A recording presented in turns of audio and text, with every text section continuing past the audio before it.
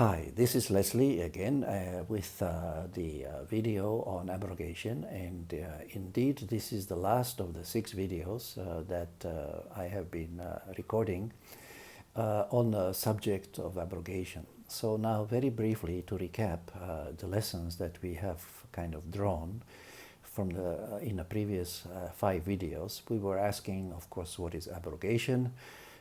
We agreed that it means cancellation, and then we pointed out that actually the word nasakh, which is used, which is interpreted as abrogation, actually should be interpreted as transcription, and therefore verse 106 in Surah Al-Baqarah, chapter 2, does not actually signify abrogation, but rather a transcription of the final revelation.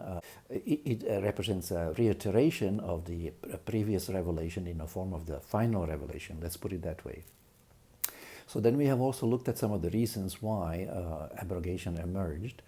And one of them was the need for it seems there was a need for a political justification of expeditions into foreign lands in order to enlarge the so-called realm of peace, the Darul Islam, at the expense of the realm of war, Darul Harb in Arabic terms. Now there were facilitating factors for these developments, and the facilitating factors have their origin in the struggles between the so-called rationalists and the traditionists in the early years of Islam.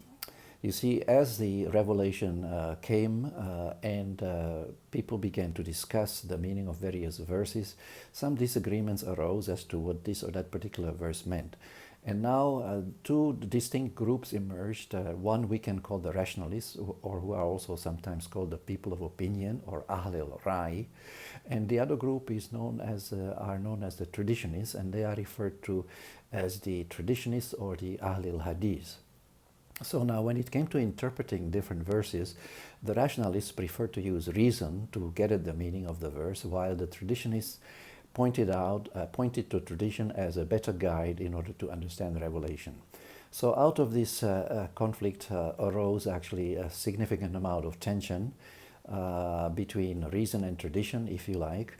Not so much between reason and revelation, although later tradition itself was declared to be revelation. So you could say that it was a kind of a reflection of a struggle between reason and tradition defined as revelation. So this struggle in fact took on a political form.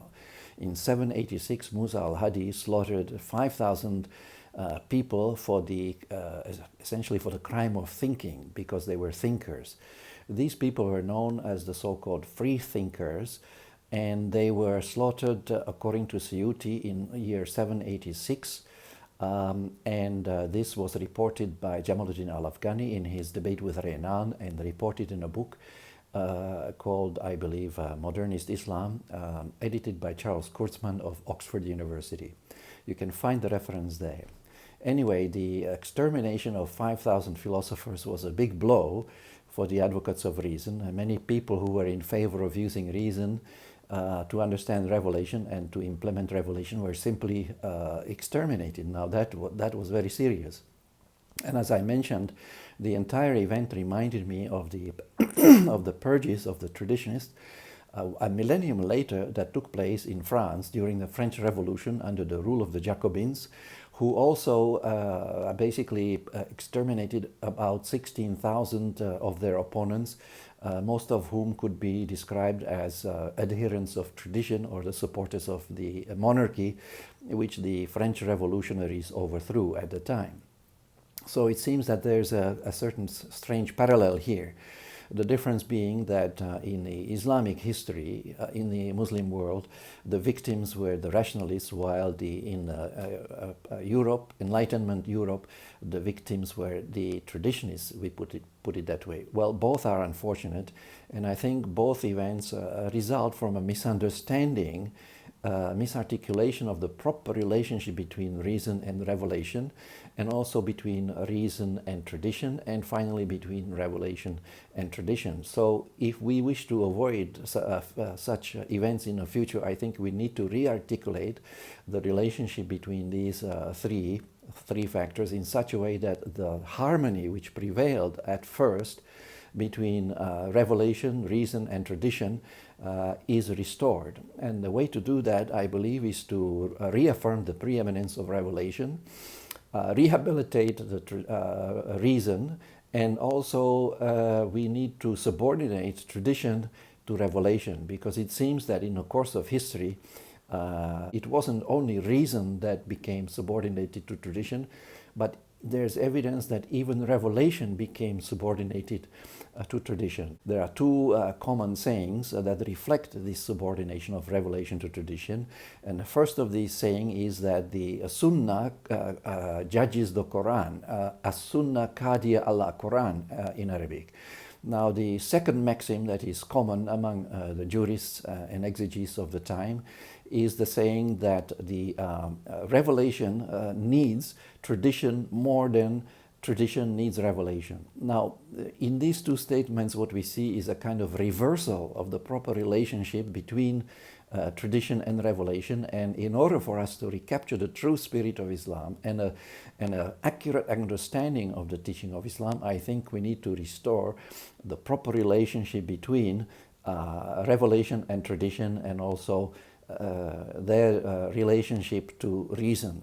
So we need to, as it were, restructure our mental framework, which we use in order to think about these factors, and to relate them to each other in such a way that the harmony is restored and that no distortions take place. Because among the distortions that have arisen from the elevation of tradition to revelation and from the subordination of revelation to tradition are certain rulings in penal law which fly completely in the face of the teaching of revelation, and yet they have been embodied in the Sharia while there is no support for them whatsoever in revelation. I am speaking specifically of the death penalties for apostasy, for which there is no basis in revelation, and also the death penalty for adultery, which likewise finds no basis in revelation. In the case of apostasy, the Quran leaves it thus identified, of course, as a sin, but not as a crime. The sin is punishable in the hereafter, but not punishable in this world. And this is in keeping with the dictum in Surah Al-Baqarah that there is or be no compulsion in religion. Now, in terms of the death penalty for adultery, this has been taken from a tradition, and by including the death penalty for adultery in the penal law, the exegetes or jurists who supported this inclusion of the death penalty for adultery have in effect allowed tradition to overrule revelation. Now that to me sounds like very problematic, and it should be redressed. So in other words, we have a lot of work ahead of us in order to recapture, as I mentioned, the true spirit of Islam and recover a better understanding of the teaching of Islam. So, but the whole process, as I have tried to argue in these videos, started with the disparagement of reason and the repression of reasoning, and of course also of the thinkers. This took place in various forms, and one of the ways in which the rationality was, so to speak, suppressed was the allegation that there was a tradition from the Prophet according to which he reportedly said that the use of reason in understanding revelation is actually a form of kufr or disbelief. Now this is a rather astonishing claim in view of the fact that the Quran encourages thinking, reflection, and pondering and meditation, if you like. And the result of identifying reasoning with disbelief is that how could this identification of reason with disbelief have any effect other than to discourage people from reasoning? Because obviously no Muslim in his right mind would want to be identified as a disbeliever on account of relying in his understanding of revelation on reason. This prejudice against reason is present until this very day. I have personally come across a number of Muslims who actually try to alert me that the use of the intellect in understanding revelation is not a good idea at all, that we should in fact refrain from using our reason to understand revelation, and that logic was something that didn't carry much weight. And I have myself noticed that whenever I try to make, as it were, arguments with my friends, the argument didn't seem to go very far with them. I think many have been taught to distrust reason and to distrust their own judgment and to defer to those allegedly who know better, the jurists and other persons who would be considered as having knowledge in these matters. But Islam is not a subject where ordinary people cannot attain knowledge without much assistance from third parties. The knowledge of Islam is not like the knowledge of medicine. The knowledge of medicine requires detailed knowledge of how the body functions and how it responds to different treatments. Islam, by contrast, is a simple religion. You could say that as far as mathematics is concerned, you only need to be able to count up to one. Monotheism is about, one God. And also, the basic teachings and requirements of Islam are, in essence, very simple. There's nothing so complicated about it that even ordinary people cannot understand. So, in other words, we need to be careful about allowing a class of clerics to, as it were, exercise monopoly on the interpretation of Islam, and thereby shutting out everyone else and making everyone else basically a prisoner of their interpretations, or perhaps misinterpretations, as the case may be. The whole thing apparently started with the denigration of reason, and that if we wish to understand Islam better, we need to, first of all, rehabilitate reason, restore our confidence in reason, and start using it again. Because what appears to have happened is that when people declared that reason should not be used in understanding revelation, the exegetes began to experience difficulties in understanding revelation. Of course, this was natural because, after all, they were not really using their reason that much. And this misunderstanding was evident in their claim that there are certain verses in the Quran which are unclear and ambiguous, and others which are contradictory. So now, in their effort to understand the ambiguous verses, they resorted to tradition, and in their efforts to understand the contradictory verses, they resorted to the doctrine of abrogation. And that is essentially how this teaching of abrogation came on the scene.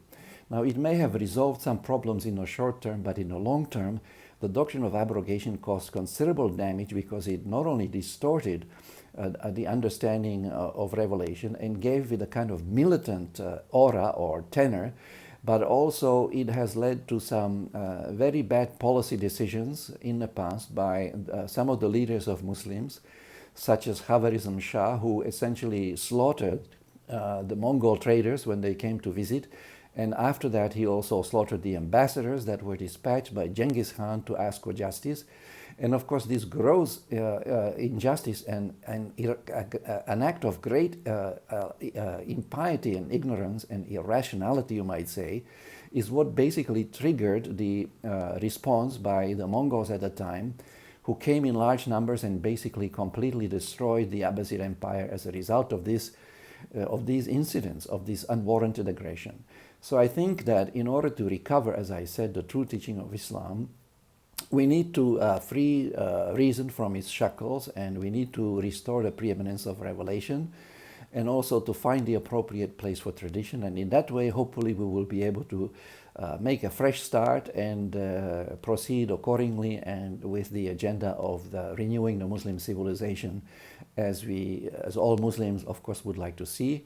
And also, this process should also contribute to world peace, because it will show that since the doctrine of abrogation does not apply to the previous revelations, there is no reason to feel that there is any kind of inner hostility or clash of civilizations, as Samuel Huntington put it, between Islam and the previous revelations that were sent to the people of the book.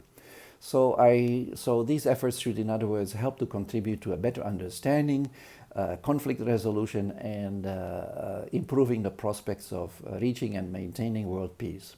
So I think that's all for my videos. I hope you have enjoyed it. If you have any comments, please write them down below and I will see what I can do in order to answer your concerns. Thank you very much for watching. Assalamualaikum warahmatullahi wabarakatuh.